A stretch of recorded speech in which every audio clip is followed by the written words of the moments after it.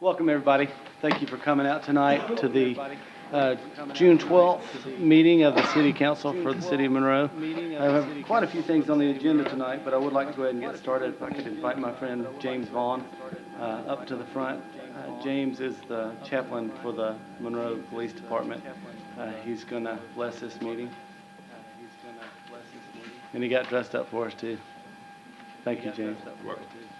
Let us pray. Father God, we thank you for this opportunity to serve you and to give you glory tonight. We pray that everyone here, God, the peace that you have will land on this place. Everyone will walk in your peace, talk in your peace, and represent you here tonight. That all people of this city will be served by these people that you've called, that you've ordained to do your will. We pray that your will be done in this meeting tonight, and your will be done in this city. In your name we pray. Amen. Thank you, James. I appreciate it. Roll call, let the record reflect. Everyone's here except Lee Malcolm. Everybody wants to stick a hand up in there and wave. She's probably watching us on TV.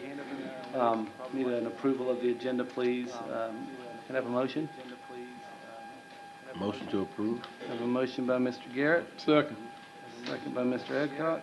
Any discussion?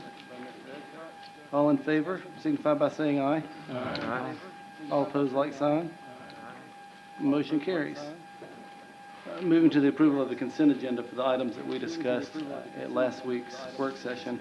I need a motion for the approval of the consent agenda. So moved. Second. Mr. Little and a second by Mr. Bradley. Any discussion? All in favor signify by saying aye. Aye. All opposed, like sign. Motion carries. Tonight, I've invited my friend Chastity and her group from Hands of Hope to discuss with the council and get the ball rolling on an all-inclusive park. Chastity, will you come up, please? This is Chastity Stewart. She's the Executive Director of Hands of Hope. Yes, ma'am. Yes, ma'am. I can do it.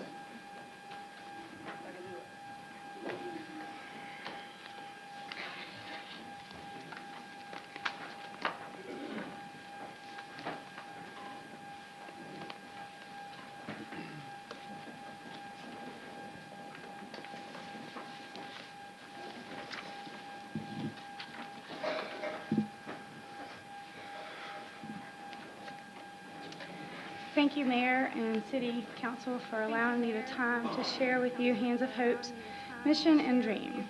My name is Chastity Stewart. I'm the Director of Hands of Hope, a nonprofit organization here in Whatcom County. Hands of Hope's mission is to support and assist families and individuals with disabilities through integrated community involvement. Presently, Hands of Hope is raising awareness and support for our Hammond Park All-Inclusive Project, Monroe and Whatcom's first ever all-inclusive playground. Currently, Hammond Park hosts fun community events such as adapted sports, a sports program for children with special needs, Whatcom County Public Schools supported Fall Festival for children with exceptional needs and their families. Also, the Bridge of Georgia, a private school focused on children with developing special abilities, is a short walk from the park. Even some families at the bridge are traveling from outside of Whatcom County. Hammond's Park new design will bring more families to the city, will also bring more families that live outside the city, and importantly, families all over will be talking about the greatness of our new inclusive park here in Monroe.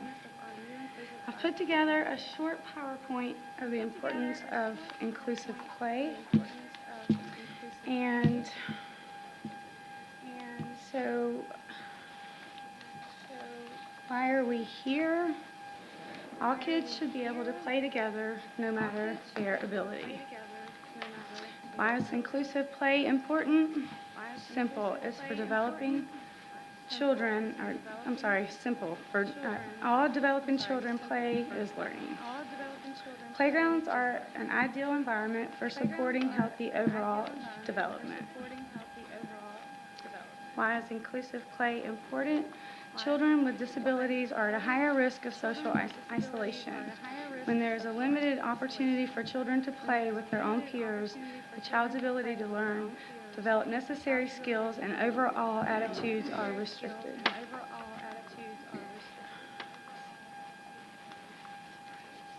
Is it moving along?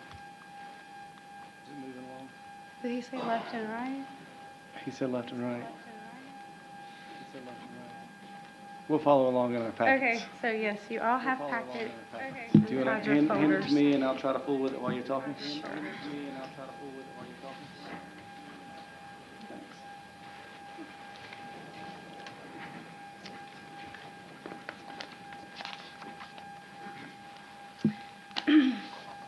So what is an inclusive playground? An inclusive playground is a universally designed, sensory-rich environment that enables children to develop physically, socially, and emotionally. An engaging place that provides the just right level of challenge and offers opportunities to succeed. A place that goes beyond minimum accessibility to create a play experience that meets a variety of needs and interests. An inclusive playground, children of all abilities can interact with each other and do what all kids want to do, which is play. An inclusive playground should be engaging. It should provide many opportunities for children to explore using all their senses. An inclusive playground should be integrated. A true inclusive playground is designed as a cohesive community where opportunities are integrated throughout the play space, not in a separate area. The benefits are endless. An inclusive playground shows that everyone has value. It teaches that everyone can play and be together. Hands of Hope has a story to tell. Hands of Hope began January 2016. According to the CDC, your chances of knowing someone with a developmentally delay is 1 in 7 children. All kids should be able to play together regardless of their ability. Everyone can interact and have fun in inclusive play space. Inclusive playgrounds shows that everyone has value. It teaches that everyone can play together, promotes active play, helps develop the social abilities, enhances communication skills, and of course benefits health. Inclusive playgrounds foster friendships. They offer a variety of activities and materials, allowing more social opportunities for children. And when disabled children have access to inclusive playgrounds, children learn that all people have similarities and differences. Everyone benefits from inclusion. Impact starts with our children. It's a disservice to all of our children with or without disabilities not to have an inclusive environment. Inclusive settings lay the foundation for children to learn essential skills of patience, open-mindedness, empathy, and acceptance that will guide them to adulthood. We grow by learning from each other. Every person matters. Playgrounds, in summary, playgrounds should foster a community, help us come together, help us move at our own pace, options where children feel safe. And our Hands of Hope playground design considers the needs of all children. Thank you. No, thank you so much. Now, you brought somebody with you tonight? Yes, sir. I brought several that bring Ken from Landscape Structures. And then, of course, we have an amazing support group here that families are all impacted some way or another here in Walton County with children with or without disabilities.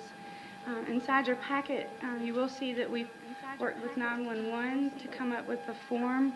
So if families have a child that's nonverbal or special needs at home, then dispatch can alert the necessary police or paramedics that the person there is nonverbal or may have a disability.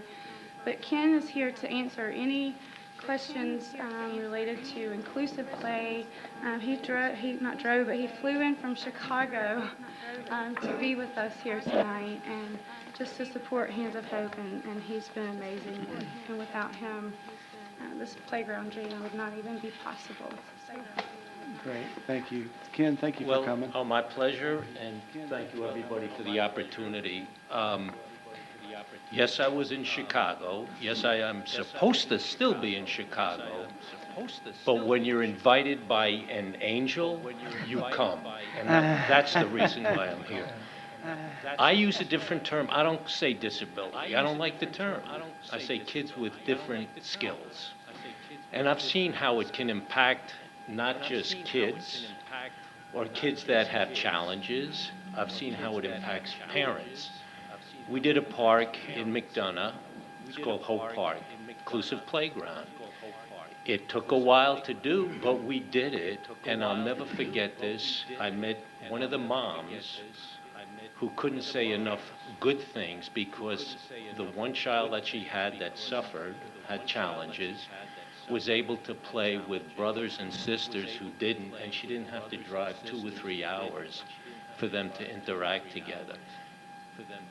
I honestly believe that this will impact your community.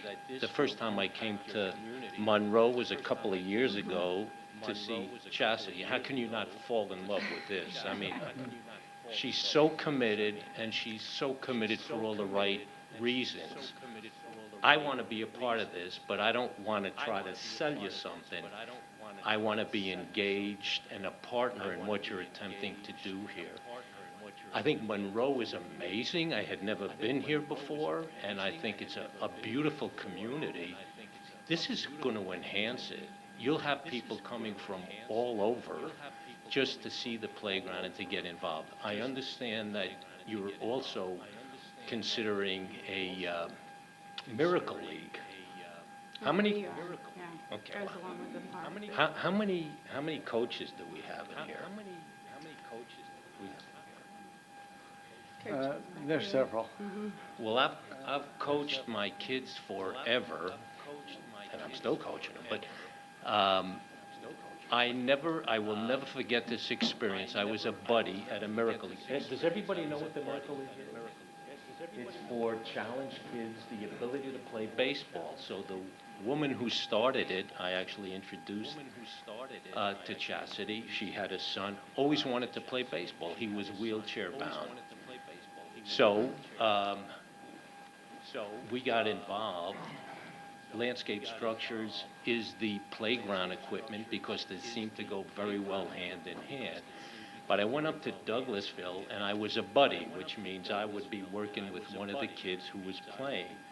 It was the most incredible experience of my life. I remember even watching my kids, whether I was coaching or not, and I was like in knots.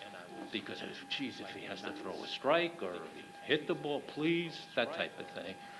So the Miracle League was located in the center of all these other fields where there was actually a tournament going on. And here we are in the center, and the Miracle League field where the kids were playing, screaming and laughter and involvement, and you could hear a pin drop everywhere else. So this has actually become a very important thing for me, and most especially for Chastity and Monroe.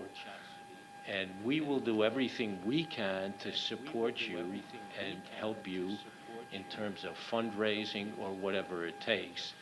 I've already said something. I don't want to take up too much time. I know you had 5 minutes. I can't keep my mouth shut. But I've got somebody scheduled to come here on the 12th or the 13th.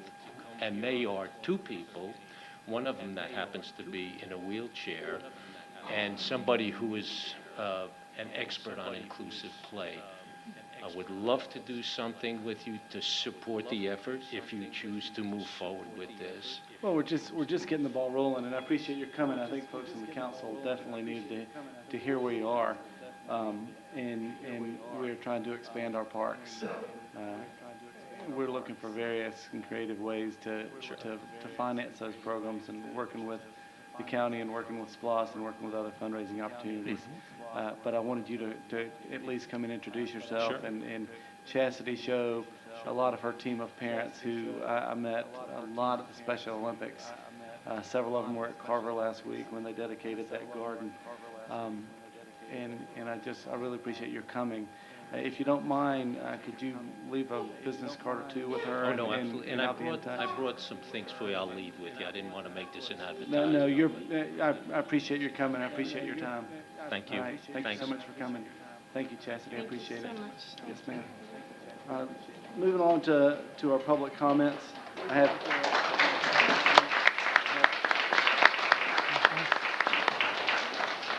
She was a wreck yesterday, worried to death that she wasn't going to get through it, so I know you stayed up all night. You're going to sleep well tonight. We have three folks for public comment. I have Joy Wilson is first. Ms. Wilson, please let us know your address for the record. To protect my personal assets and safety, considering the circumstances I've been facing for a while I've been desperately and as respectfully as I'm able to connect with some type of network that will allow my safety and progress.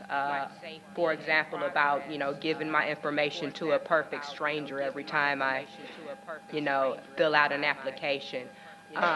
If it's okay, I'm preferring to be more discreet than not about things like that, but I'm here to talk about that today. Monroe. Monroe. Ms. Joy Wilson from Monroe. Today I'm speaking about a topic I've entitled Meantime Solutions. And the theme is personal business, productivity, and stability at home and work.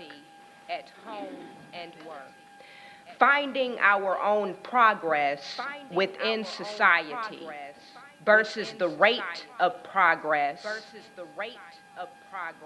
as a whole within society together creates the picture. How to be equipped for the future with the resources we have today can hold a just, effective, and beneficial anchor for a brighter tomorrow. Although no one individual situation or circumstance is exactly alike, legitimate opportunities and valid resources combined directly provides many avenues that may open doors for all to have access to whatever necessary change is. Building networks of trust, commitment, safety, and value allows room to develop and expand beyond individual ambitions, inspiring others with this goal at heart to connect. Primary source that produces resource encourages growth. Where preparation meets opportunity, things change. DAGRIP. D-A-G-R-I-P. Get one. W-O-N. Breaking the spell of ignorance within communities through literature, volunteer charity work, and entertainment as a songwriter and founder of this business. Thank you for your time. Yes, ma'am. Thank you for coming out, Ms. Wilson. Anytime. It's nice to see you. Next, Harold Patterson. Walton County Veterans Memorial. Right. But tonight, something different. Well, Mayor, council members, shoot. I have two subjects tonight I'd like to address to the group. First of all, a couple of months ago, we could see that there was a sign out on West Spring Street that Monroe was about to get a Hampton Inn. They're an upgraded hotel from what we currently have in this area. Now that's gone away. Okay, I'd appreciate some remarks from some of you to identify what happened that we've lost that. Okay? Second subject, in the political forum that we had last fall, everyone that was running for office in here, and there are a number of you that were running for office, there was a question on there that each of you addressed about why we didn't have a chain grocery store here.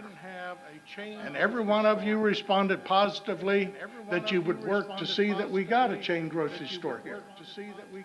My question this evening is, well, a part of the things that every one of you stated, we needed more roofs here, okay? By the last census available, Loganville has 2,136 more residents than we have in Monroe. They have an Ingles, they have a Kroger, and they have a Publix. We don't have any of those, okay? Sir? I want to interject real quick. Loganville, the Loganville portion of, the Walton County portion of Loganville is, Loganville also has the Gwinnett County side as well.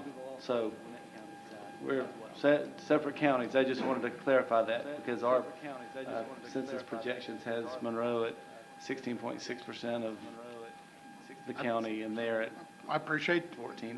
that. I didn't add in the second Kroger that is over in the Gwinnett side too. Right, no, I understand. Okay. The point is, and I know from your recent comments that you expect to see something happen in 24 months. We hope will. Yes, sir. Okay. This afternoon, when we were shopping at Ingles in Loganville, I spoke to the manager there. Why didn't they have a store here? Said that he had approached Monroe in the past. Ingles had approached Monroe in the past. And that they were turned down. He didn't indicate that it was the former mayor, but I would have to think that was probably an influence on that. Ingles indicated that they were very interested in somebody approaching them. So, again, like to hear some comments from those of you I'll on put the those name two. down and I will contact gauging interest from developers, but as far as anybody on this council, at least from the eyesight that the looks that I'm getting over here, they've never approached us.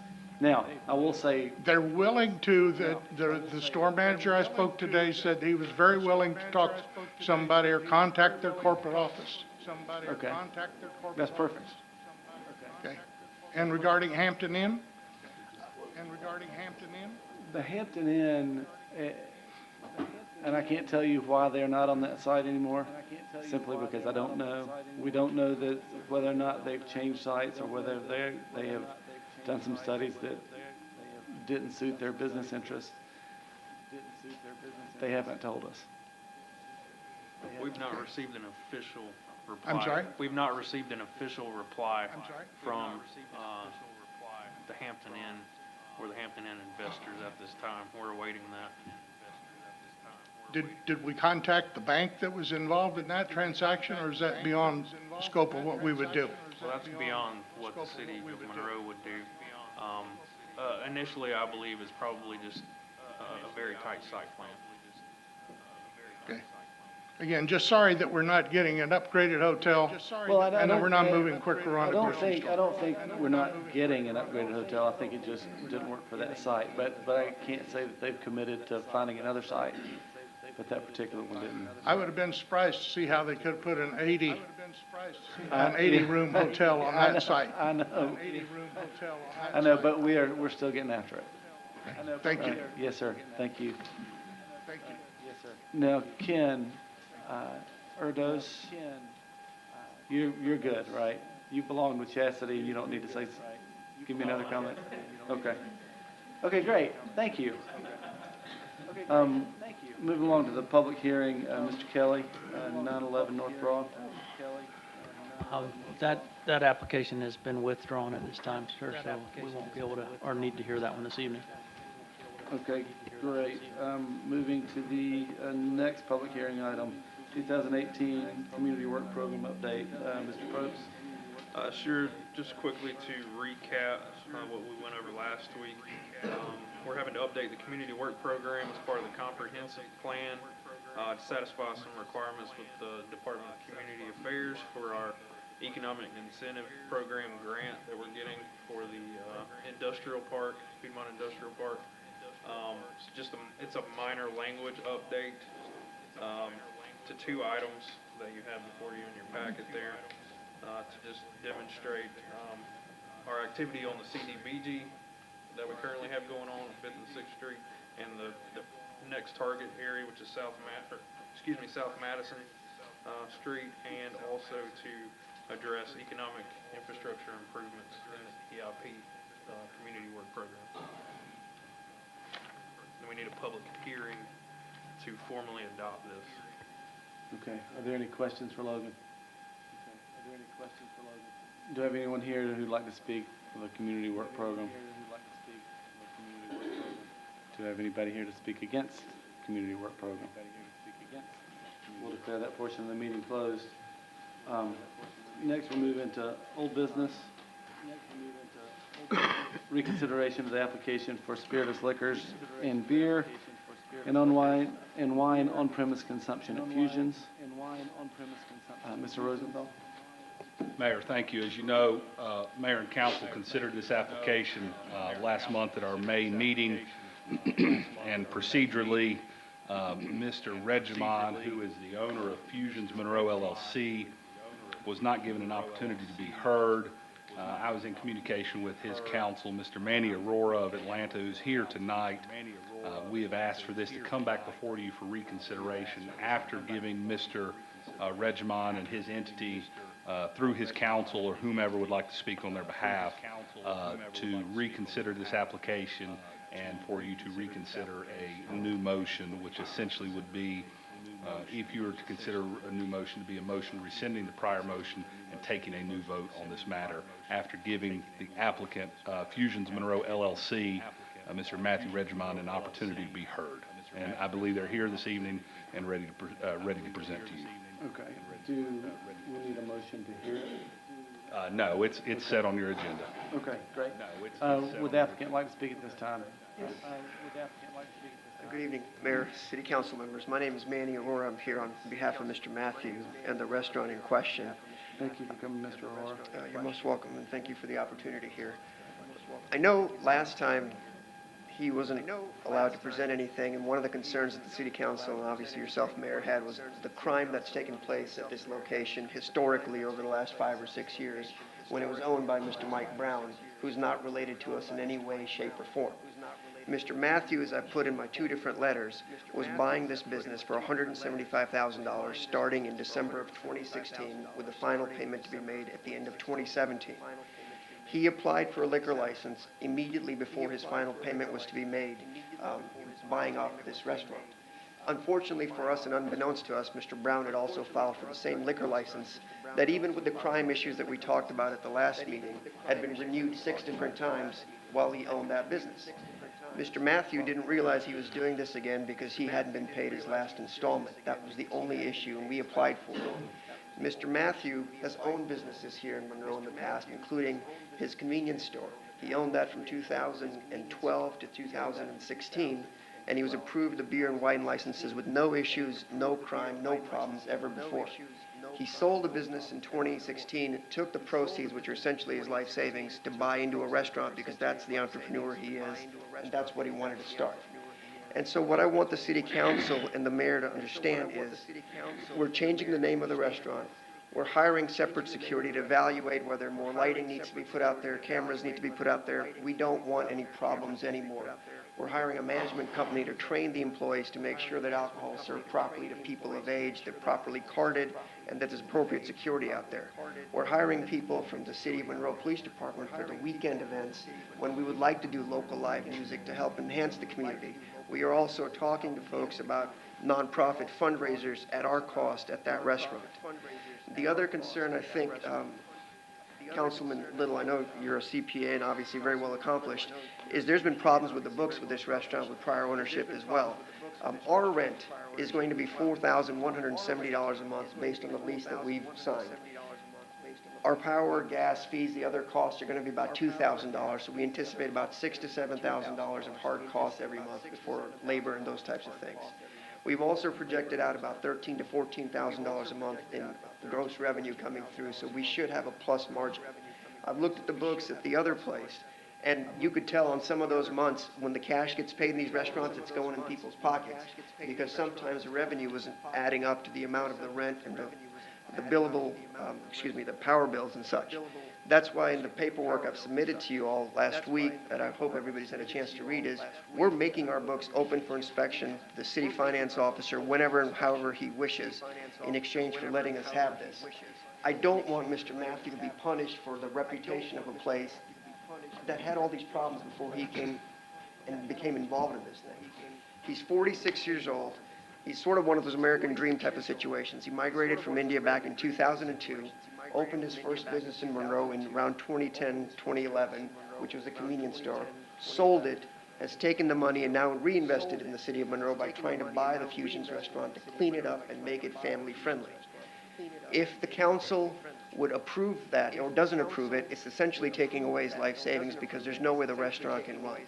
And I've even talked to the city attorney and I've advised him if somebody has a problem with the spirituous liquors part of it, we're happy just to go with a beer and wine license. Give us 6 months to show to you that we're doing everything right. There's not any more problems. There's no more crime. And we've taken the steps to fix it and run a profitable, family-based restaurant that the city of Monroe can be proud of, just not even 3/4 of a mile off from the square. So with regards to the criminal activity that we're concerned about, had nothing to do with him. He didn't run the restaurant for the last year when the one homicide took place in 2017 or some of the other fights and things that take place. This is not a nightclub anymore.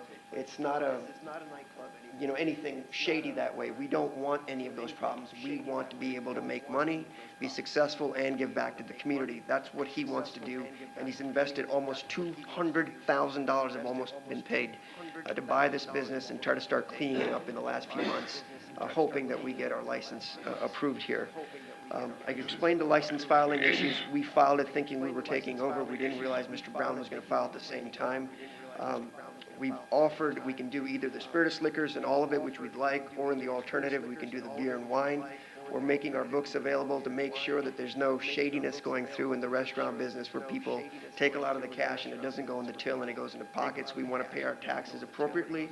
We've had a history of doing this when we had our convenience store for the last 6 years prior to selling it. He's never been arrested, never been in trouble, got his citizenship in 2008, and he's trying to be the entrepreneur and run a business with integrity, which is the same thing when I drove into Monroe, the big billboard signs. This is an integrity city, integrity to that. So I would ask that we look at the integrity and the reputation of Mr. Matthew with no problems and approve it. And the concerns that we've had when we talked about denying it the last time didn't seem to stop anybody from approving Mr. Brown's licenses over and over and over again. Had Mr. Matthew not filed at the same time Mr. Brown had filed, I don't know if this issue ever even makes it in front of the city council, and so I think it's patently unfair just to summarily deny it now when he's put everything he owns into this place. So I would ask that the council please reconsider and put on it any caveats, any conditions, any probationary issues that you want, and let us show you that we can run the restaurant professionally with a proper management company, with proper security, with proper training. And I think it'll be a good spot for Monroe. I think the citizens of Monroe to come out to eat someplace, okay? Thank you, Your Honor. Yes, sir. Does Thank anybody have you. any questions? Right there. Does anybody have Any any questions? discussion, any questions? Mr. Aurora, I have a concern about it. Maybe you can clarify this for me. From looking at the information about this operation, it appears to me that your client actually owned this establishment for over a year and was engaged with Mr. Brown in some sort of subterfuge about who was to hold the license. My understanding is your client owned it. He'd already put the money in.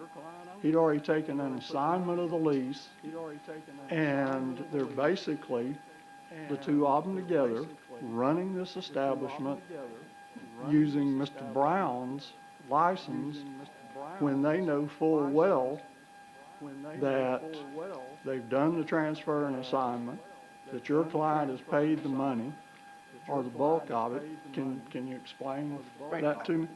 I understand that, Councilman Dickinson, but the question you have to ask is, why the subterfuge? Brown has gotten his license approved over and over again, just routinely. Mr. Matthews had his license in the past in other business, why would they need to overlap each other? They would have to be the Because, dimmest, well, dumbest very sucker. simply, the license is not transferable. The ordinances make that very clear. And I gotta point out to you, your client had previous licenses in the city of Monroe. He's familiar with the ordinances, and even if he isn't, I mean, they're public ordinances. All he's gotta do is read them, or get his counsel to read them. I have a little problem with that. And when I look at that, I also see that it appears to me that two of the very most serious incidents that happened out there happened after your client became the owner. We had a murder out there. We've had 2 aggravated assaults, a kidnapping. My information shows that those all occurred after your client had ownership, and they're doing this thing where Brown apparently is still shown as the licensee, but he's not the owner. And that violates the ordinances. I have a I don't problem disagree, with that. Brown is the owner. The whole point when I put in the letters, I was very specific with the checks and the amounts that were paid out over the course of the year. We never had management control of any of it. The whole issue was, go ahead and buy that stuff. You had 12 months to pay it all off. That's why the installments were made, as I put into my first letter back in late last year, early this year, when it initially came up, as the 2 liquor licenses were applied for. If there was supposed to be a subterfuge, Councilman Dickinson, we wouldn't have applied for the license. We would have just let it go forward, let Mr. Brown renew his license, which it would have been renewed as had been in the past, and nothing would have changed.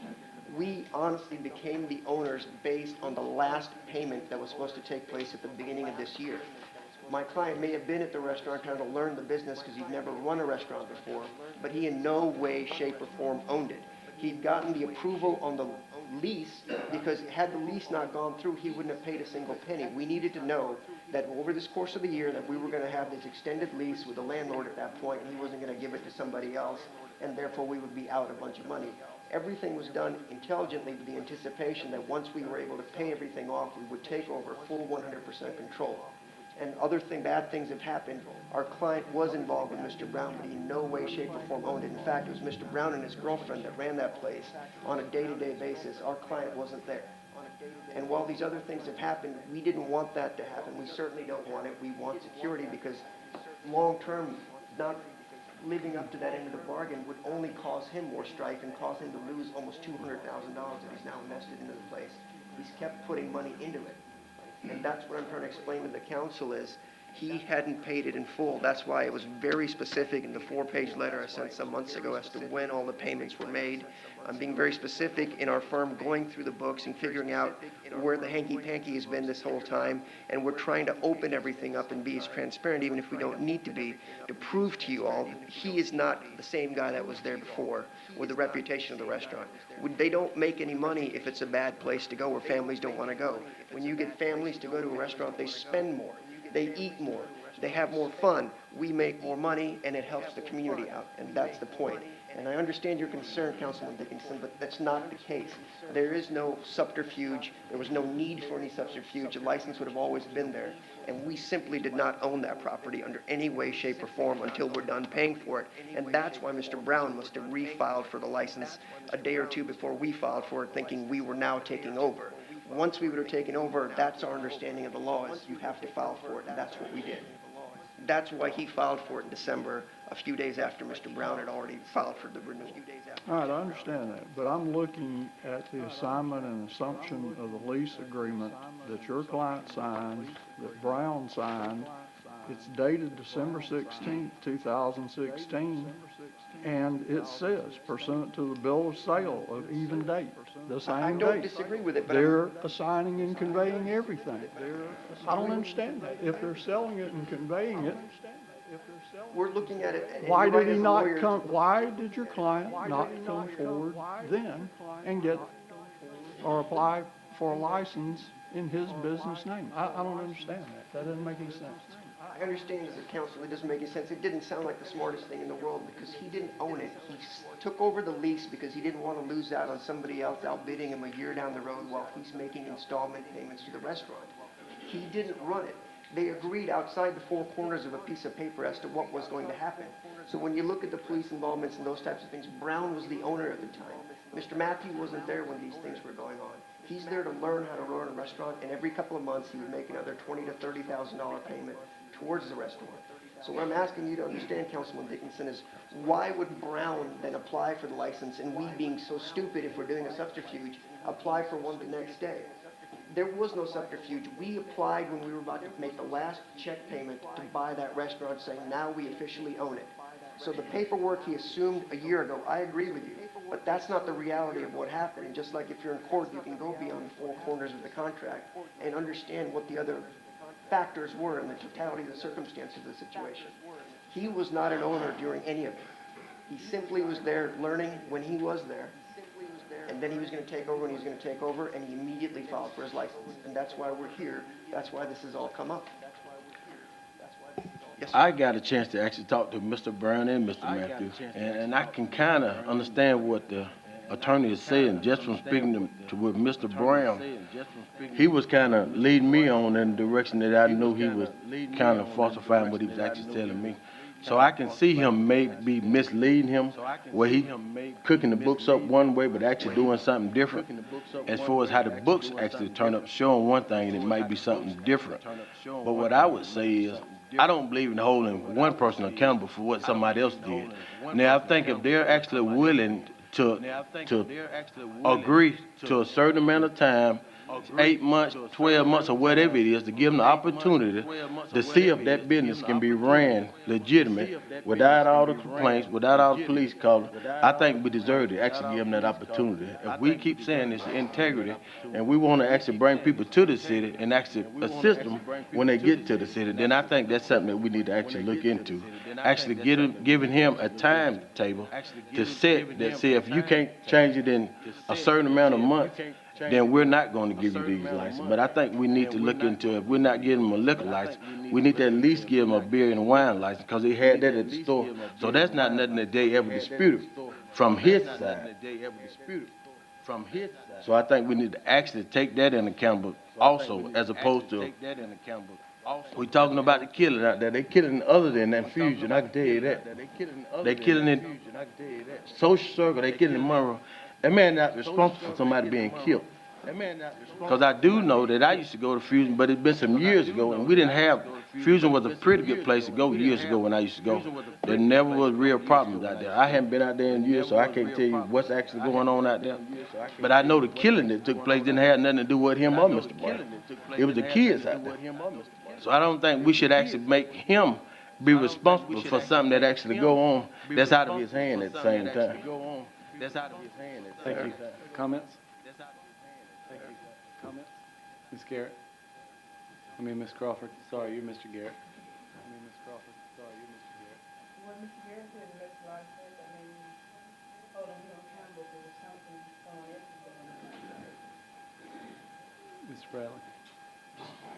Being in the restaurant business myself, my only curious question would be, you mentioned that they are going to look into a new security firm to run the place and hiring off-duty police officers to help maintain some level of order. At the same time, you mentioned you want it to be a family-style restaurant. Sure. So coming from a restaurant background, I'm just curious what your idea of a family-style restaurant is that would require a security firm and off-duty police officers. Well, the security firm, if I didn't clear, what I would say is just to have an assessment done of the place to make sure the lighting's appropriate, things like that, so nobody gets mugged in the parking lot or things not related to the restaurant, but crime does happen. So we just want to make sure we have security in this, so when we get our insurance, we're not going to be held liable for a premises issue. That's what we're talking about.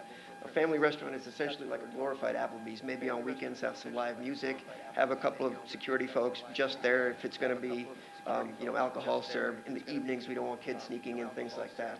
And it's also using a management firm to train the employees that come in there. So when 18, 19, or 20, 21-year-olds, we have the proper people that can actually serve the alcohol coming through and doing all those types of things.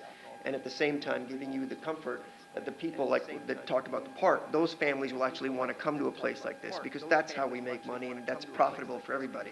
Not some shady place where a bunch of people come late at night and get drunk and shoot each other up. We don't want that. We want a good lunch crowd. We want a good evening crowd. We want the kids coming in after baseball practice or whatever, where they go to have dinner and those types of things. That's what we want, and we just want to make it well lit. We want it safe. We want the parking done appropriately. That's what I'm talking about with regards to security. And if we have other events or bigger events where we might do a fundraiser or something, then to have the appropriate 2 or 3 officers at almost any business, even where I live in Sandy Springs, or not always does, just to make sure parking's smooth and that there's no problems. Mr. Little, any questions? Well, my only comment is to the points that Mr. Dickinson brought up. And it's my opinion, it could have been by mistake or whatever, or he was ill-advised. But executing those contracts on that day and making any kind of payment effectuates the sale. Now, that's for tax law. It's a traditional installment sale. Yes, sir. So the sale was executed on the date that we're talking about. That's just a point. No, I think Mr. Bradley, Ross Bradley, actually understand how, that you can actually purchase a business with somebody else run it for you to actually learn the business. Mr. Ross Bradley actually understand that, because this same thing that he's talking about actually happened up here at Mutual with not Ross Bradley, but some more of the younger guys that actually bought the property but were learning how to actually run it at the same time. So I could actually understand what Mr. Matthew actually was going through, because that's, if you don't know how to actually run a business, then at some point you got to actually learn the business. So in the process of buying the business, you take the time out to actually learn how to actually run the business. So I definitely can see how you can actually sign a agreement with the intention that show me how I could actually make money. Because, and all y'all know, Mike Cash went through the same thing. When somebody else bought the property, and he was showing them how to actually make money out of it. That ain't nothing that we should be used, that we're not used to, because we used to people actually doing that type of thing. Well, somebody buying it, and somebody got to show them how to actually run it to make money. Now, whether they cooking the books or whatever, I don't know. But from what I understand, that the books were being cooked, but not by Mr. Matthew, because from what they was telling me, that they felt like they were getting the short end of the stick too, because they was in just a losing process, as opposed to actually getting money out of the business. And this come from me talking to Mr. Matthew and Mr. Brown. And just to your honor and the city council folks, we provided all these documents to you, including the leases, all as part of my initial letter way in the beginning. I'm sure you could have gotten it anyway, but we've given it to you to be as transparent as possible. I understand we bought the place, quote unquote, in December of 2016, but we didn't own it. There's a difference legally and factually as far as that goes. That's all I can tell the court as just a lawyer that's coming here to explain to you what's going on. The liability insurance wasn't ours. We didn't pay for those day-to-day things, and we didn't take the tax benefit necessarily this year. Mr. Brown reapplied for it because he hadn't gotten the last payment. We were making the last payment, so then we applied for it. That's where the 2 or 3 day difference came up. That's where the red flag came up that 2 people applied for the same issue. So there's no subterfuge, because otherwise it would be the dumbest thing in the world that you wouldn't talk to your conspirator if you're going to completely subterfuge. Why would we put our name on it? Why would I spend almost $200,000 of my hard-earned money in this place? And so that's what I'm telling you, is give us 6 months, 8 months, whatever you'd like, whether it's the liquor license or just beer and wine. Look at the numbers, look at the amount of taxes we're going to pay to the city. And if we're not happy with it, then we'll put it on the record. Cancel it. I just don't want him to lose his life savings on a deal that he made with somebody that happened to be a little bit shady that the council isn't happy with. He's not that guy. He brings diversity, intelligence, and the American spirit coming out here. He's an immigrant that's made it. He's a citizen. He's run successful businesses, and he's never had any problems here in Monroe. So that's what I asked you guys. Please reconsider. Counselor, can you, one question. Yes, sir. Can you explain to me then why Fusions Monroe LLC is not on the Secretary of State's website as a corporation? I can't explain that because he's going to rechange the name. That was the whole issue as far as that goes. We kept the name as it was from Mr. Brown, and so I wish I would have been involved in this situation from the beginning, but I wasn't. I'm coming in late when this whole license fiasco came up. I've talked to Mr. Rosenthal at length and explained that to him, and he's been very kind to me and allowing me to come in here and submit letters, and he's discussed it and explained things to me. We've gone through the city regulations. The idea is if I can get this license, we can start from scratch right now, get it refiled, change the name, and turn a page for this location and make it a better place for the community as well as profitable for us. Mr. Larry Bradley, you have anything? I just follow what Mr. Adcock said. The application for the license is still in the name of Fusion, correct? Well, I don't know where it is at this point, Councilman Bradley, because initially Mr. Brown put it in as Fusions. We submitted it as Fusions because that was what it was still named at the time, and then everything went away. And so we haven't filed, or at least I have not filed anything as far as businesses go on behalf of Mr. Matthew, because we don't know if we can run the place without the license. It would be just a money destroyer as far as that goes. Is there a legal entity named Fusions LLC or incorporated or anything? He's saying it's Fusions Monroe LLC is the corporation that I guess they must have done about a year ago as far as that goes. But I personally have not done anything, and it's my job to fix it if we can get the license to make it profitable. He's paying us, he's paid the owner of the restaurant, so we put the money into it, and we want it to be successful. We're not trying to trick anybody. Yes, sir. It's still not registered on the Secretary of State's website I- as a corporation. I can only honestly tell you that, yes, I haven't done it. He's telling me it's Monroe, whatever. If it's not the case, then, we'll fix it. Once we get the license up, we can make it a business, because obviously we can't do it without getting all the paperwork, and I'll be the one responsible for it. I was going to say, any more comments before I entertain a motion? You got one? I'll entertain a motion. I would make a motion to give these guys their liquor license for a year. And if they don't comply, or if we have the same problem that we had out there with Fusion, then we don't have to renew the liquor license. I would actually ask the council to actually give them at least a year to see if they can actually turn that business around. If they don't, then we should have a problem taking the liquor license. Because I can tell you now, if they don't have a liquor license, they don't have a business. Because it's not a restaurant, it was almost a club type thing. And without, if you take any business liquor license and do that type of stuff, they don't have a business. Nobody just want to run out there and just sit at a club like that when they can't drink. I mean, when they going out there, the liquor license is the #1 priority if you run any type of business like that. So I would make a motion that we give them a year to bring everything up to standard with their liquor license as part of it. And we monitor how many times the police department is actually being called out there. If it feel like that there's no real change being made, then we just pull the license. If they agree to us pulling the license out the year, if it's a bunch of police called out there, no real change being made, then I think that's the route that we should actually take and give them an actual opportunity.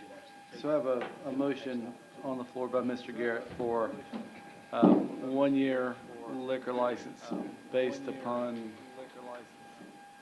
review by council as to whether or not there would be year number 2, and that would be spirituous liquors, wine, and beer. Do I have a second? Mr. Mayor, can I make a comment to the motion? Let's comment after the second. We'll discuss. Do I have a second by Ms. Crawford? Now, discussion, Mr. Bradley. Mr. Russell, please help me understand if I'm wrong, but to my knowledge, that liquor license is good until the end of the year. That's correct. 31st, 2018, whatever year it is, so. That's correct. The liquor license would expire on December 31, 2018. Regardless, all alcohol licenses under our city ordinance are for the calendar year only. So it would be the granting of the license for this calendar year. This concept of a review would come upon their application for renewal for the 2019 license. Personally, that it would be on the best interest if this motion were to pass it, it would be amended to 6 months, so that we don't go after. Okay, how do we want to throw the amendment that this liquor license through the end of the year, end of the calendar year? So, Mr. Garrett's motion, you would need to make the amendment. I think we can go with 6 months. I agree with that. No problem with that. Okay, do I have a second with the 6 months, Ms. Crawford?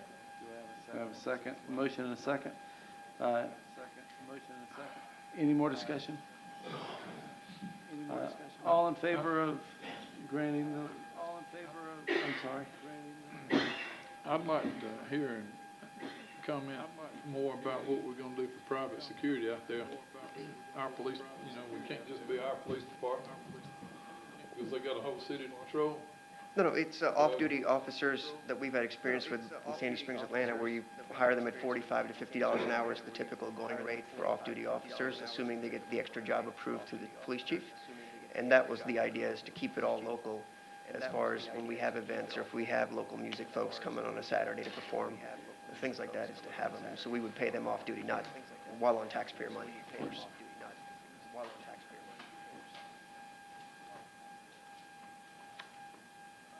Before we go into further discussion, Chief, could you handle that? Well, we do off-duty stuff, all the time for all kind of events in the city, and, public safety will, provide what we need to provide based on the action that the council and mayor takes and what your decision is. Okay, thank you. So, we have a motion on the floor by Mr. Garrett for an extension of the liquor license through December 31st, 18, to be reviewed by council, and council's council, dependent upon the number of calls by the police, number of arrests, number of this, that, and the other thing. I don't know if that was very specific. And a second by Ms. Crawford. We've had discussion, all in favor of. Point of order, Mayor. The motion was requested for an amendment, and it was amended to I believe what I heard was that there is a motion and a second for the issuance of a spirituous liquor and beer and wine license for a period of time not to exceed 6 months, with a review at that point, not through the calendar year. That was the purpose of the requested amendment from Mr. Ross Bradley. I just know how much of a pain in these alcohol licenses can be. So is this a help me out this year? I mean, is there a need to repurchase the alcohol license since it was revoked? Or is this a reinstatement of? No, the alcohol license that you revoked in March was the alcohol license of pardon me one moment, FRMV Inc. And the new application that has been submitted, that was denied last month, that you're reconsidering tonight, is the application from Fusions Monroe LLC. So there has been no license fee paid, and this license was never revoked. It was simply the request to get the license was turned down by you last month. So this application is in front of you now. Well, I have another comment, Mr. Mayor. Yes, sir. Like Mr. Adcock, I'm very concerned about this issue about whether there actually is an LLC, because the way the ordinance is written, we break things out. Is it a partnership? Is it a corporation? If it's a corporation, which essentially is the same thing as an LLC, you have to have certain ownership interests. Those have to be disclosed. If your client is going to be the applicant on behalf of that entity, there has to be an entity. Correct. There has to be an entity. He's saying that the Fusions Monroe LLC, and it's been filed with the Secretary of State. He's saying it's filed. I don't have my computer with me to look it up, but I will tell you in my place. I believe those documents should be produced. There's a membership agreement or something that should be produced for the LLC. I'll do that. Because if it's a traditional LLC, it's treated as a partnership where there's individual partners. And those partners are responsible for all of the actions of the LLC. And since we're talking about a liquor license, I believe it needs to be connected to an individual. So therefore, if you produce the documents, then that should be a condition, I think, of any consideration.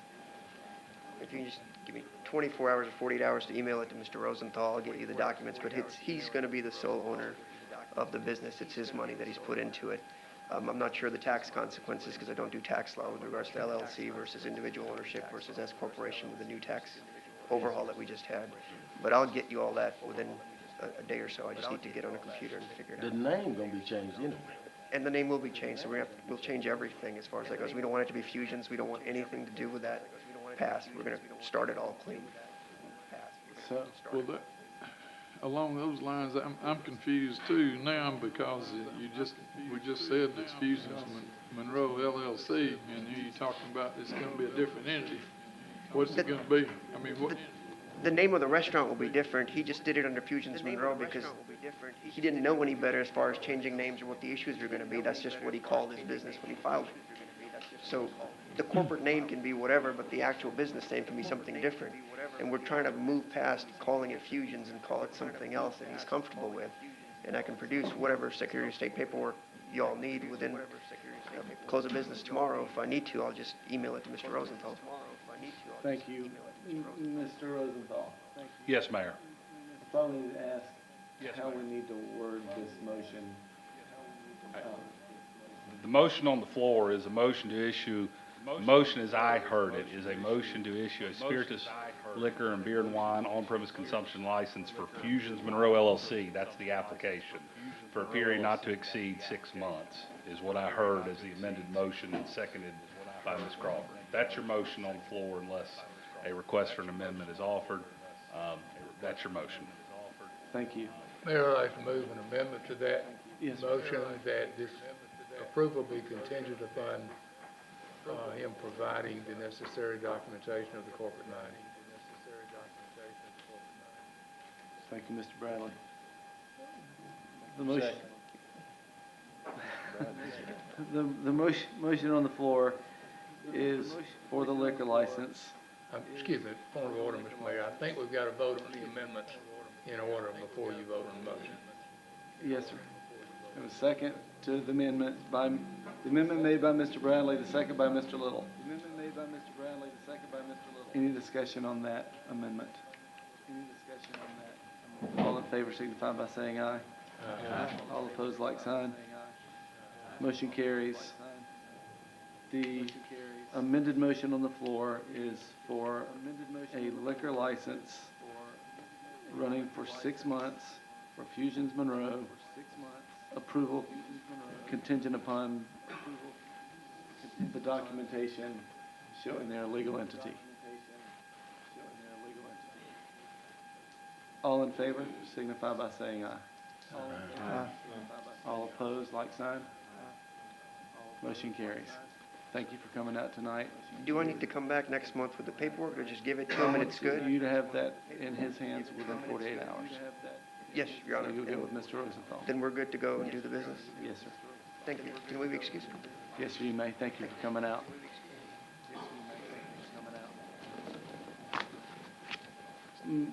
Moving on to new business, we had the 9/11 North Broad withdraw his request. Application of beer and wine, package sales, hotel motel, in-room service at Sparrow Hill Inn. That application's in order, Mayor. Thank you. Mr. Mayor, point of order, I need to be recused on that. Yes, sir, thank you, Mr. Dickinson. Is the business owner here? Yes. Well, come on up. We'll be a little quicker this time. And your name, sir? Tom Mayfield. Mr. Mayfield? Tom Mayfield. Would you like to speak about the application? No, my application is complete. No, my Great, application thank is complete. I'm very confident. Well, good, thank you. I'm very confident. Do you have a motion on the floor to approve his, I make the motion to approve the application. Mr. Larry Bradley? Second. Motion and a second by Mr. Adcock. All in favor, signify by saying aye. Aye. All opposed, like sign. Motion carries. You're right, your application was perfect. Fantastic. Thank you very much. Yes, sir. Thank you all. Thank you for coming in. Fantastic. Thank you very much. Thank you all. Go to the second reading of the speed zone ordinance, Mr. Rosenthal. Thank you, Mayor. This is an ordinance of the City of Monroe to adopt certain speed zone limits for the roads of the City of Monroe, to provide certain school zone hour restrictions and speed limits, to authorize the use of speed detection devices within the city limits of the City of Monroe, to provide procedures for implementation, enforcement, and for other purposes. The Mayor and the Council of the City of Monroe hereby ordain as follows. Article 1, Section 1, pursuant to OCGA 40-6-183, the City of Monroe hereby establishes the following speed zones on the roads and streets located within the city limits of the City of Monroe. All is more fully detailed and outlined in Exhibit A attached here to. Section 2, said speed zones and speed limits, including the restrictions relating to school zones, are hereby established based on an engineering and traffic investigation as prescribed by OCGA 40-6-183. Article 2, all ordinances or parts of ordinances in conflict herewith are hereby repealed. Article 3, this ordinance shall take effect upon adoption and execution by the mayor and council. This constitutes the second reading, Mayor. Great. Thank you, Mr. Rosenthal. Entertain a motion for the speed zone ordinance. I have a motion by Mr. Ross Bradley and a second by Mr. Ross Bradley. Is that correct? Yes. Or any discussion? Hearing none. All in favor, signify by saying aye. Aye. All opposed, like sign. Motion carries. Thank you. To approve the 2018 Community Work Program update, please, Logan. Just asking for your approval of what was explained just before that public hearing on the EIP Community Work Program update for the comprehensive plan. Do you have any questions? Do you hear a motion, please? Move to approve. Have a motion by Mr. Little and a second by Mr. Garrett. Any discussion? Hearing none, all in favor, signify by saying aye. All opposed, like sign. Motion carries. Resolution 2018 Community Work Program, Mr. Rosenthal. Thank you, Mayor. This is a resolution by the City of Monroe City Council adopting a plan amendment for the City of Monroe, whereas the 1989 Georgia Planning Act requires that all local governments submit a comprehensive plan, and whereas OCGA 50-8-1 at Sequitur gives the Department of Community Affairs authority to establish standards and procedures for appropriate and timely comprehensive planning by all local governments in Georgia, and whereas the City of Monroe City Council has identified an additional update required for the city's comprehensive plan prior to the community's next required 5-year plan update, and whereas a copy of the plan amendment updates are attached to this resolution, and whereas all portions of this plan amendment for the City of Monroe were completed by the city, and whereas this document, the short-term work program for the City of Monroe, was reviewed by the Georgia Department of Community Affairs and was found in compliance with the local planning requirements, now therefore be it resolved that the City of Monroe does hereby adopt a short-term work program update for the city which relates to water and sewer infrastructure and economic development. Signed and sealed this 12th day of June. That is the resolution. Thank you, sir. Any discussion or questions for Mr. Rosenthal? If not, I'll entertain a motion to accept. Mr. Bradley with a motion. Mr. Ross Bradley with a motion. Ms. Crawford with the second. All in favor, signify by saying aye. Aye. All opposed, like sign. Motion carries. Moving along to the appointment of the library board. Ms. Peggy Light would like to continue to serve on the library board. Her current term expires July 1st, 2018. Is Ms. Light here? I do need a motion, please, to reappoint Ms. Light for a 6-year term to expire on July 1st, 2024. So moved. Mr. Dickinson with a motion. Do I have a second? Second. Second by Mr. Garrett. Any discussion? Hearing none, all in favor of Ms. Light remaining on the library board until July 1st, 2024, signify by saying aye. Aye. All opposed, like sign. Motion carries. We'll welcome Ms. Light back to the board. 2019 SPLOST Intergovernmental Agreement, Mr. Probst. Sure, just to recap the intergovernmental agreement, this is a distribution agreement with Walton County and all the municipalities within the county for the upcoming SPLOST, which is scheduled to be voted on in November. The SPLOST is anticipated to bring in countywide $60 million. Monroe's percentage will be 15.4147% of that, up to the $60 million, and slightly more than that should we get over that $60 million mark. 70% will be dedicated towards transportation, sidewalks and drainage, and the other 30% to parks and improvements. This is just the simple IGA that outlines how we're going to receive our money and how the projects are allocated between the county and city. Perfect, thank you. This is clear, it's just a clear, straightforward formula. When it's time, when they're overcome the amount the county's gonna keep for the distribution. Yes. There's no holding back, waiting, whatever. When money's distributed, it's distributed in the portions that you've agreed to. That's right? correct. There is a tier 2 project on the front end, Yeah. which is the radio communications project. So essentially, if you think about it as having a couple buckets, once that first bucket fills up, then the rest of the money flows to all the cities, and the county gets to keep the rest of their share as well. And this was the 70% transportation, 30% parks is not part of this agreement, correct? It is outlined as an exhibit within the agreement. If you turn to the back, Exhibit A outlines, or Schedule A here, it outlines within each municipality and the county what those projects are anticipated to bring in. So that translates roughly to 70-30 based on our allocation of $60 million. But does this require us, I guess, when this goes on the ballot, that we're committing the 70-30 split for the Correct. ballot purposes? Correct. That's essentially what it comes down to. We actually use estimated dollar amounts rather than using 70-30. Well, whatever, but these dollars. that is the split that you'll see on the ballot. Schedule A is what you will And is see. that breakout required for this intergovernmental agreement? The intergovernmental agreement, as I understand it, specifies how they will distribute the money Correct. to the various entities within the county.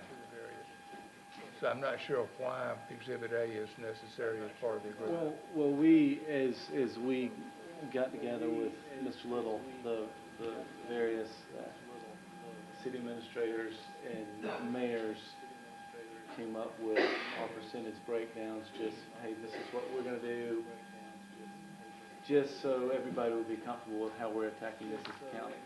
And I understand you and Mr. Probst and the other, and the county felt comfortable on this, that's what, as you said, made comfortable. I'm not sure that's been discussed by the council, that all the members of the council could be comfortable with that division. That's my question. We did bring this up. We in did the, talk about this in the last meeting we had over there with the retreat. So we talked about the 70-30 split at the retreat. Okay. I just didn't understand why that needs to be a part of the intergovernmental agreement. The intergovernmental agreement, to me, is the distribution of funds. I didn't understand why this exhibit needed to be a part of the agreement. what we're trying to do is frame it up for advertisements, legally required advertisements, and then eventually the ballot. So, in full transparency, we show everyone what we're going to be voting on and what we're going to be using the money for. Mr. Bradley, it is required legally. It is required in order for this to be a joint SPLOST, you have to have an IGA to get to the ballot. In order to get to the ballot, you have to identify the usage of funds. They can be general, as they are here, transportation, drainage, and sidewalk projects. But this Schedule A is a necessary requirement of this IGA, so that then the county can submit this for a ballot of a voter referendum at the November elections. And once that does happen, that $8.7 million that has been expected to be raised, this city will be restricted to those expenses falling within those categories, meaning 6.1 roughly million dollars will be earmarked, or whatever percentage of that is raised, transportation, drainage, and sidewalk, and 2.6 will be earmarked for parks improvements. Y'all are locked into this 2019 SPLOST for those projects. And the contract has been reviewed by our office, and it is in order. Contract has been reviewed by our office. Thank you. Any other questions for Mr. Probst? Any comments? If not, I'll entertain a motion to approve the 2019 SPLOST intergovernmental agreement, please. I move to approve. Motion by Mr. Dickinson, second by Mr. Garrett. All in favor, signify by saying aye. Aye. All opposed, like sign. Motion carries. Approval of the council chambers update, Mr. Bailey.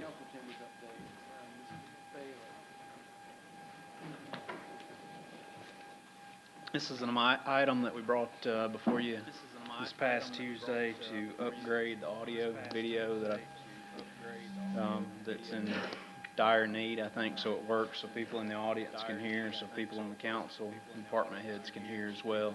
It's also an upgrade to some of the video features also.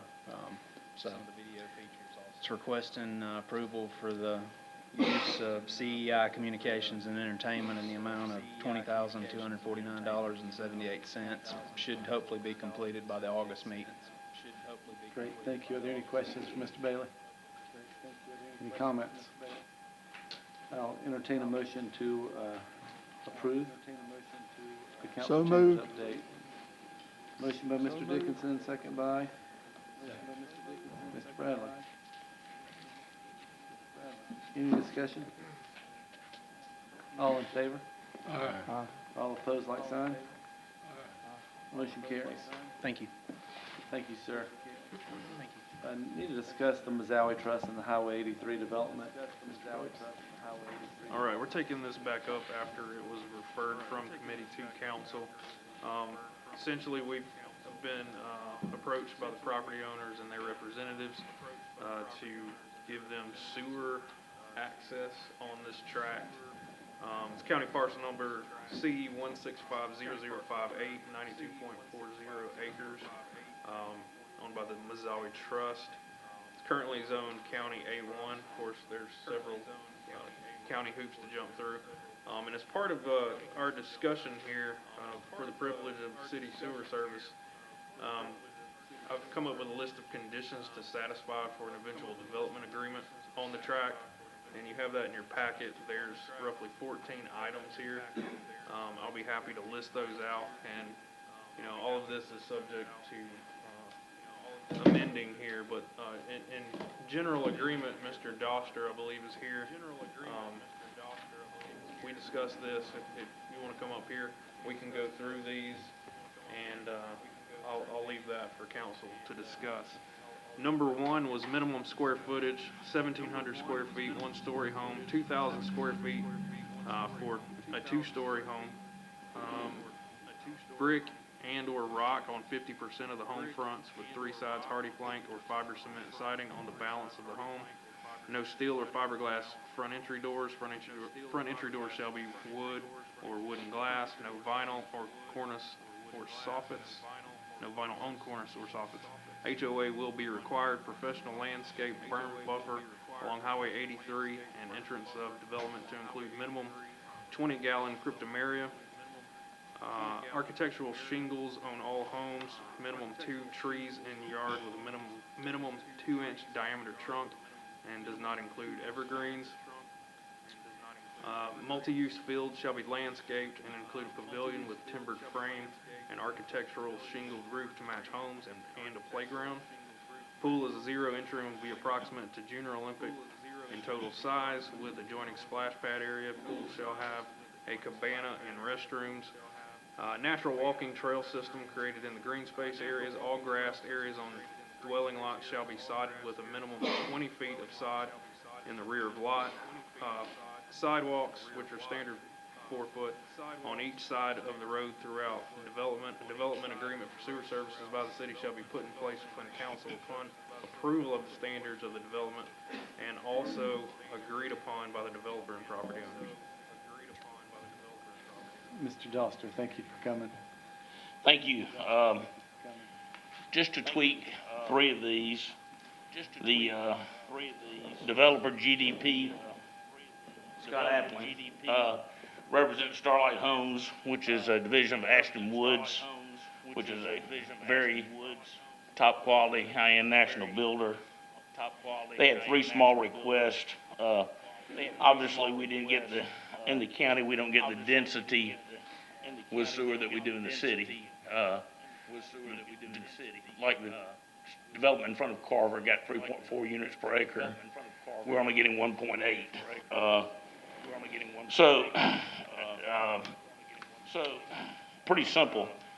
They use fiberglass doors from $150,000 to $1 million homes. So they would like to use all fiberglass doors. Steel doors dent.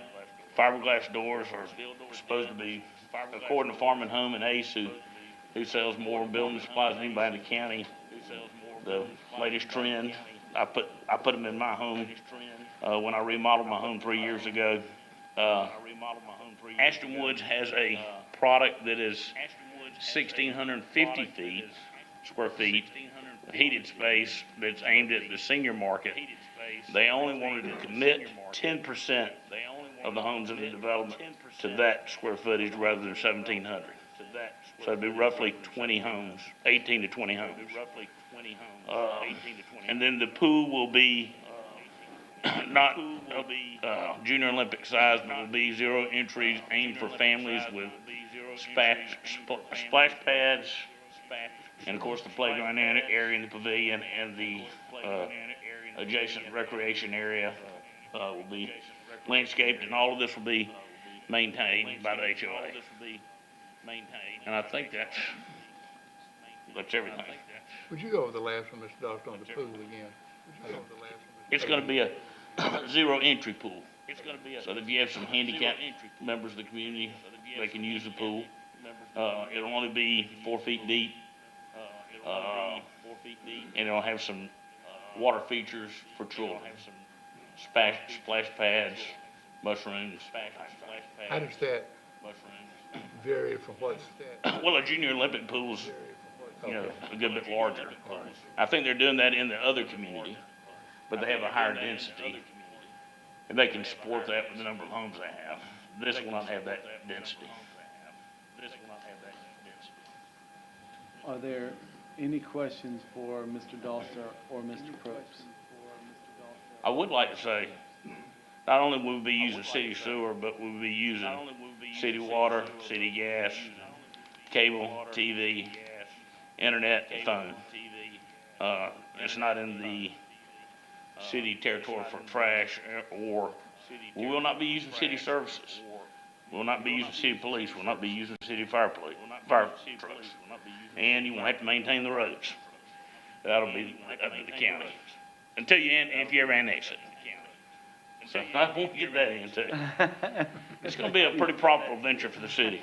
Do you have any questions or comments? He's asked to go from 1,700 to 1,650. For only 10%. 10% of the lots. For only 10%. 10% of the Is it possible to make the other 90%, 1,900 and 2,200 then? Well, the county's 1,800, so, probably not, Ross, because the average price point now is from the 190s. That's the minimum. The county's 1,800. You're in the county. We've said 1,700 as a minimum. So that'd be set by the county. You're automatically gonna be at 1,800, so if you get 10%, They may not allow the 1,650, 10%. That's up to the county. That had to be a condition they would have to approve. more than likely, they're gonna be saying minimum square footage 1,800, and they'll accept it 1,650. 18 to 2,200 probably. So we can amend this minimum square footage to 1,800 per square foot, or 1,800 square feet, and 10% at 1,650. And the fronts would be, the fronts also, one other thing, the fronts, they'd like to have a water table. But that's the trend now, like you see over Breelove Drive, it's the water table. It'd be rock or brick. And then it would be either board and batting or it'd all be hardy plank, but cement siding, but it would be board and batting or cedar shake. Very, very similar, very similar. Yep. Very similar. Anybody have an issue with the doors being fiberglass? I don't know. It's up to you. You come to my house tonight and check them out. If it's good enough for Ann Doster, it's probably good enough for this boy. Maybe not. I don't necessarily have an issue. Steel doors ding and look bad. And steel doors ding and look bad. And wood doors are expensive now, and wood doors are expensive now, The pool is the only thing that concerns me without a certain kind of restriction on it. I mean, I think we compare it to the development across from Harvard, but that development has, 130 houses. And this development, we're looking at 180 houses. But they're developing 40-something acres, we're developing 94. That's correct. But they have a higher density to support the pool.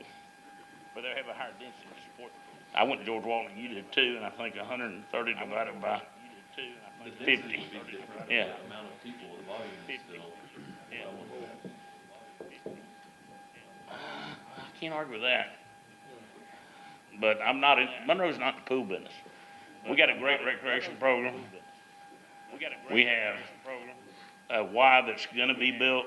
I know it's in the talks, but we need some, I'm hoping that, our hopes was that the Y was gonna be built by the time we were ready to build homes so that we could give memberships away for annual memberships to the Y. But we're close to announcing that. I'm on the YWCA board, YMCA board. We don't have it yet, we're close. But there's gonna be plenty of recreation for these families. Also, in the open space, we're proposing a natural walking area, and we increased the lot sizes to over 10,000 feet from 7,500. So, As a point of clarification, I just want to make to item number 1, minimum square footage 1,800 square feet on the one-story home, 2,200 square feet on the two-story homes. And With a variance for up to we would 10%. accept 1650 for 10%. if the county does, That's pending We county. would if the county would go with it. we haven't been approved by the county, obviously. And also, we will allow the fiberglass front entry doors, and we've struck the Junior Olympic size comparison for the pool. I'm getting feedback from you. I don't think so. What is the approximate square footage of the proposed zero entry? It's around 30,000 gallons, and I think Junior Olympic is about 50.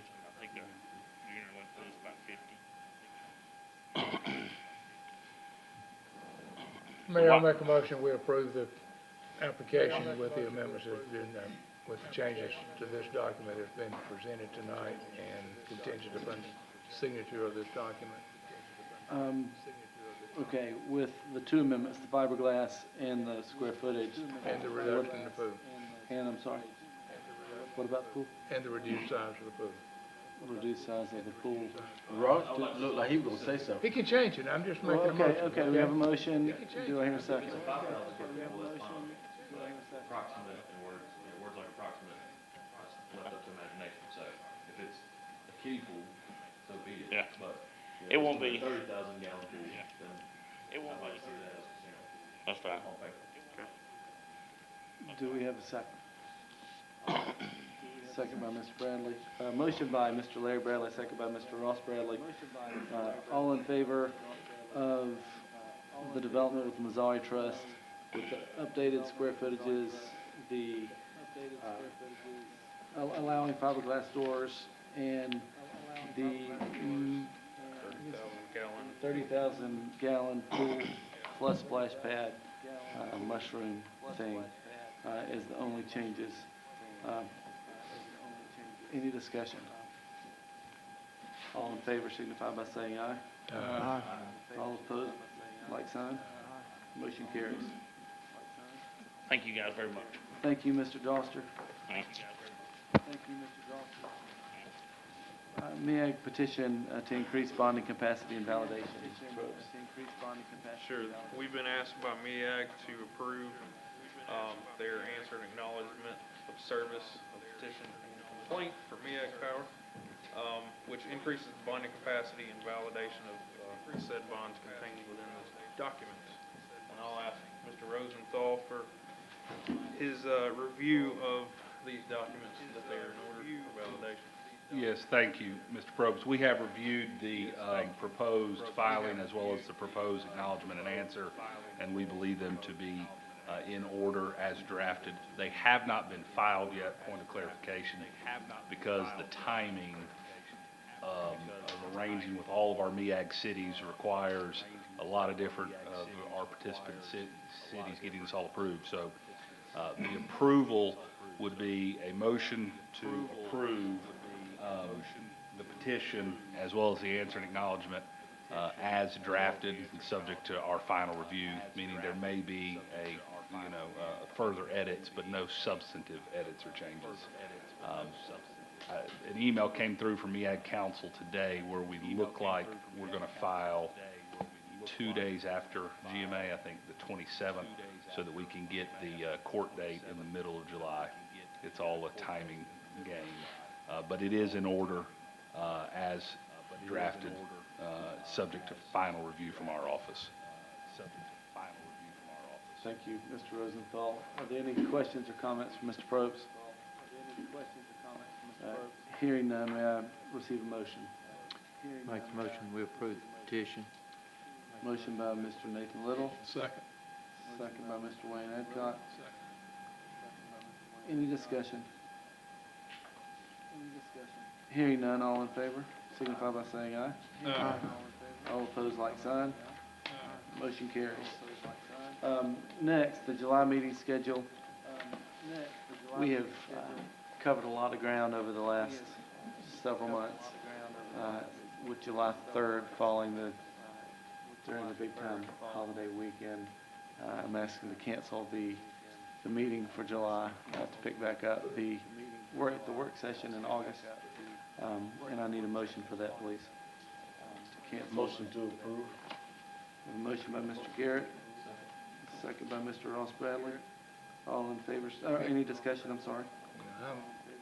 I disagree with the canceling the meeting. I think we have an obligation as citizens to meet every month. So I will vote against that motion. Yes, sir. Any other discussion? All in favor of canceling the July 3rd, the July meeting for the City Council, signify by saying aye. Aye. All opposed? No. Aye. I had approval to cancel in the numbers. I'm sorry, I heard a bunch of ayes. Yeah, I'm an aye. 1, 2, 3, and 4. Okay. Motion carries 4-3.